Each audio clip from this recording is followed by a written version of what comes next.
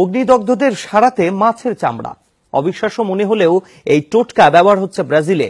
চিকিৎসকরা বলছেন তেলাপিয়ার মাছের চামড়া ব্যবহারে দ্রুত সারে ক্ষতস্থান, কমে চিকিৎসা খরচ। অবশ্য বাণিজ্যিক ব্যবহারের জন্য সরকারের সুনজর চাচ্ছেন চিকিৎসকরা। তেলাপিয়া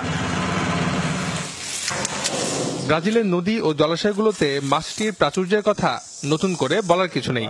তবে শুধু খাদ্য চাহিদা পূরণ নয়, মাছের চামড়া ব্যবহৃত হচ্ছে অগ্নিদগ্ধ রোগীকে সারাতে।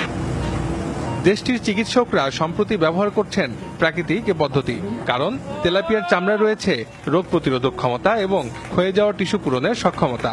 আর মাছের চামড়া ব্যবহারের ফলে চিকিৎসার ব্যয় কমেছে শতকরা ৭৫%। আমরা তেলাপিয়ার চামড়া ব্যবহারে অবিশ্বাস্য সাফল্য পেয়েছি। বিশ্বের বিভিন্ন প্রান্তে এই পদ্ধতি ব্যবহৃত হচ্ছে। মাছ প্রক্রিয়াজাতকরণের সবশেষ উপাদানই হলো চামড়া। সেটিকেও জনকল্যাণে ব্যবহার করতে পেরে আমরা আনন্দিত।